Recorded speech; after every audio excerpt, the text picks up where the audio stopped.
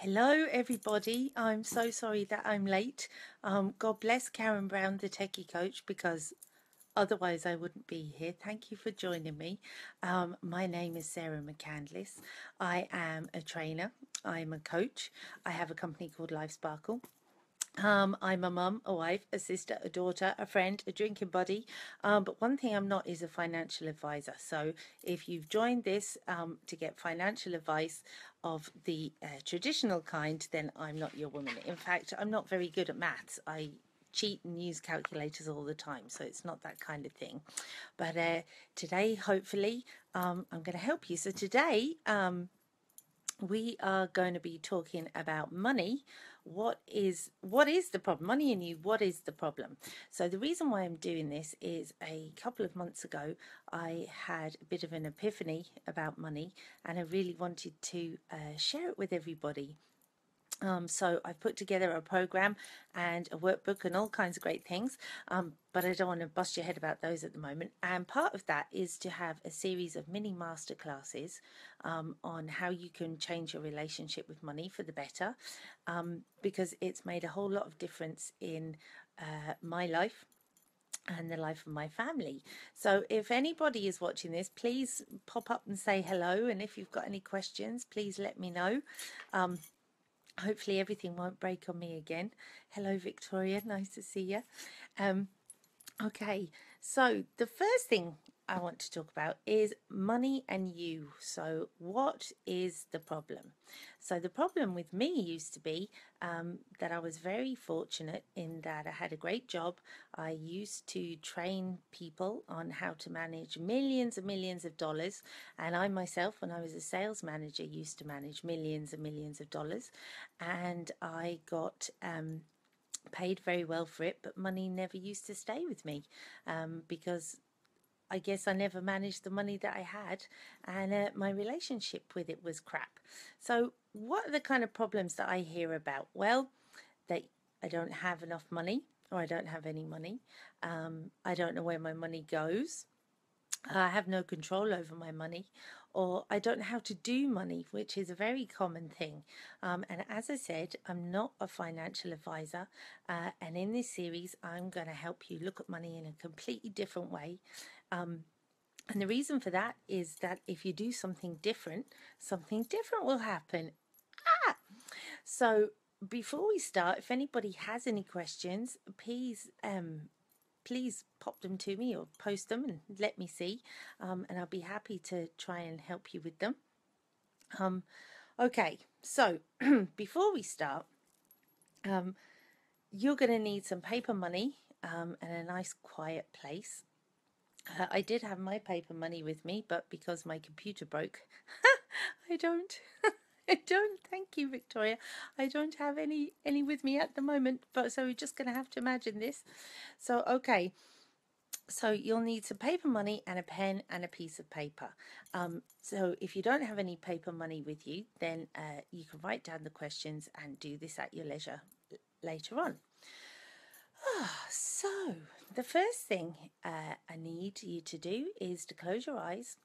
Well, pick up your paper money between your two hands and close your eyes for a second and just take a deep breath in and a deep breath out and a deep breath in and a deep breath out, and notice how the money feels in your hands. And when you've done that a few times, open your eyes and have a look at your money, but really look at your money and notice the colours, notice what it looks like, but most of all, notice how it makes you feel. So what is the first feeling that popped into your head when you held your money? Write that down because that's important for later. Now the next thing I want you to do is to complete the sentence, I, whatever it is, the way you feel, money. So to give you an example, when I first did this exercise, it was such a shock because I realized that I didn't like money. In fact, safe. Okay, excellent. I'll get to that in a minute, Victoria. I realised that I hated money. I didn't like it and it made me scared. And the reason for it was because it was the cause of all the biggest rows in my house. And I associated it with bad things and never thought about all the good things that it gave to me. So noticing, okay, how do you feel about money? And what does that tell you about your relationship with money? So in my case, it was no wonder that, hello Veronica, nice to see you. Um, and Victoria, you love money, but you want you want loads more. Me too. I love money now too. And Karen, thank you very much for helping me with the Facebook Live. But let me get back to what I was saying. So, okay. So once you've understood how you feel about money and how money makes you feel, then it's in your power to either increase it or change it if it doesn't serve you anymore. So a couple of questions that I've had in the past was that one of my clients did this exercise, and when they looked at their money, they didn't feel anything. They felt nothing at all. It was just numb. So if we look at money in the frame of something that you want to love, you want to have more of in your life, and you want to stay with you and help it grow and bring out the best in it so that it can bring out the best in you, feeling nothing for it isn't really going to help the situation. So that was a big wake-up call for her. In my own case, as I said, I felt scared about it, and that opened the door to allowing me to find out what was it about money that made me scared. But we'll get to that in another session. So, Victoria, you said money makes you feel safe. So, on the flip side, does that mean that when you have no money, you don't feel safe? In which case, are you putting too much security around money and putting too much pressure on it?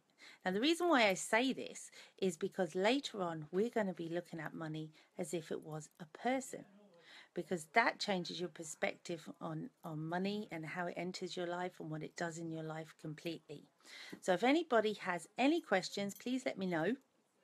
And while I'm waiting for, oh, hi, Helena, lovely to see you.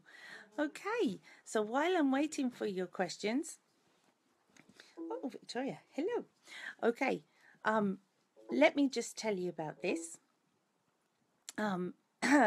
So what I've been doing as part of this, and hi Anne, is I've been putting together a series of things to help people. I have a